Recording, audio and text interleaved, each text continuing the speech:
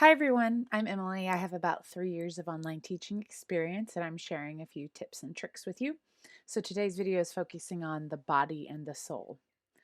To talk about the body and teaching online, it is a huge shift. And the first little tidbit I'd like to share are these glasses. Now, I have prescription glasses, but currently my contacts are in. But these are blue light glasses. They protect my eyes from the kind of harsh glare that we get from staring at a screen all day, especially if you're transitioning from a physical classroom space into a virtual space. You might find that you have a headache after just a couple hours of looking at a screen all day. So I find myself wearing these. They're non-prescription, they're completely clear. If you have prescription glasses, that blue light filter is an option. So some of you may not have to worry about that anyway. But these are, again, I got them off Amazon, $20, I believe, somewhere around there. You can search for glasses and they come with a little blue light to shine through so you can see how it blocks it. I know that it has worked for me, and it was especially important when I was just getting used to working in a virtual environment where I wasn't up moving around and looking around. The second part has to do with your eyes as well, and that includes looking up occasionally. So what I find is that, like, when I'm at this distance of, oh, what is it, maybe 2 feet to the computer screen to where my hands can extend and my fingers can type, I also find though that my eyes can get like just kind of blurry and unfocused. So I do try to look up, look outside, look around, find different things to focus on periodically throughout my day. So that eye contact with that green light is important and has been mentioned in other videos, but also for your body's health, I would recommend just looking up and around. Those are two tidbits I'd share about eyes. The next one I'd share regarding your body is having a drink close, but not so close that it could damage your computer. In fact, I have a coaster that's like off and around to the location of where my technology is sitting. Because even if it did spill, then I could quickly clean it up or even pick up my computer, but it wouldn't completely damage everything. And I've seen instances where very expensive equipment's been completely fried by an accidental spill. On the other hand, it is important to have a drink nearby, just like you would in your classroom with your bottle of water or maybe your cup of coffee. And the reason for that is you still do need to stay hydrated, just like you would in your physical space. So that shift is something that, of course, is relevant when you're talking technology, just because it does have the potential to damage your equipment. I would recommend also, like with my children, I have a no food or drink rule in my office space. If you're using your dining room table, you might have to make a certain set of hours that's true for.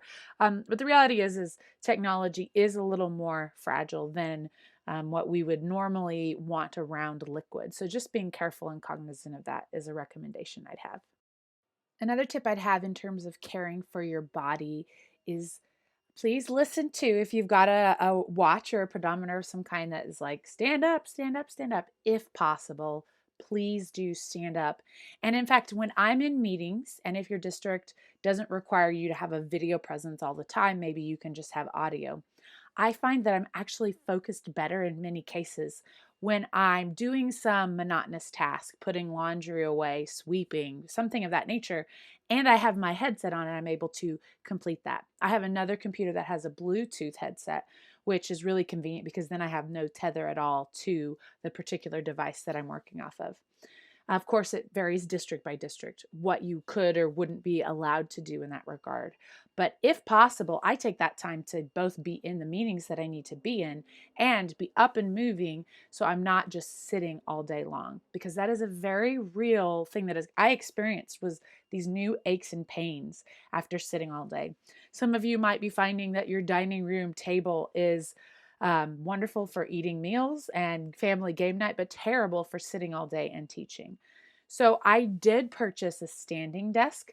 This is a little bit more of an investment though. So if we're talking short term, It may not be effective use of your money. So think that through. But I've seen some hacks where you might take a current table or desk and then use a squatty or a shorter table like a coffee table and try to make something work as a standing desk.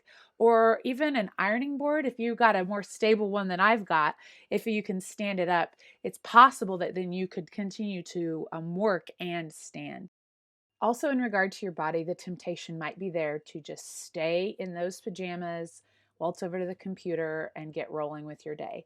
I understand that temptation. For me, though, my personal preference is to get up, shower, and get dressed as I would if I'm going out. I also choose to wear comfortable clothes unless I'm required or I need to look a little bit more professional. And the reason for that is A, it is a comfort piece for me, but in B, that fits my style as an educator, as a teacher. Now, some people prefer a very formalized style, in which case I'd recommend wearing your suit and tie or the nice dresses that you normally like. I would say stick with your regular routine, of course, within the confines of what your district is asking of you. As for the soul, there are a lot of ways to keep your spirits up, especially in a time like this. You might already have some tips and tricks for yourself. For me, I use scent. Sounds crazy, but I find that if I have an office or a space that smells good, smells clean, then it kind of adds vim and vigor to my day. I also use sound if possible. If I'm writing something, typing something, something that's not distracting by having it on, I like to play classical music or focus music. You might be able to find a playlist on Spotify or Amazon Music that is maybe movie scores. So it's music you're familiar with, but not necessarily distracting. Others out there may be fine with music with words, but I do use my senses as a way to continue to add joy and levity to my life. In addition to that, I have little tokens of joy. My son got a geode for Christmas. He popped it open and shared a piece with me. So that's sitting clearly in my office. I have memories of a murder mystery night in which I won an Oscar. Thank you very much for my performance in that act. Very cheap plastic Oscar, but it's lovely nonetheless. The background of my computer screen, I use images. I use sticky notes of inspirational words and phrases. And in fact, my office is decorated with decor that brings me light and joy and happiness. So that is another option to think through, is not just what do I need for my body, but what do I need for my soul? I've seen people who loathe sticky notes, which is lost on me because they're one of my favorite things. I try to keep them organized, but I line my picture frames if necessary with sticky notes of inspiration. So know yourself, but find those things. And often it's through the senses, whether that's a visual piece, sound, smell, or even touch. If you have a comforting, soft, like piece of fabric, or again, a clothing, as we mentioned, that really makes you feel comfortable and at home, and it fits in the context that you find yourself in. Please give yourself those little luxuries along the way, because we are in an unprecedented time. This is a difficult thing you're doing, which is making a major transition from a physical space to an online virtual space. So I encourage you to find even those little silly things, a smell, a touch, something beautiful to look at visually, words of encouragement that you can provide for yourself as you're looking at this big change, and give yourself that space to congratulate when you've achieved small successes, because it is a challenge to shift your entire mindset on the fly as you've been doing the past couple weeks. So kudos to you as you are continuing to care for your body and soul, so that way you may better teach those around you. Thanks for all you do. Light and love.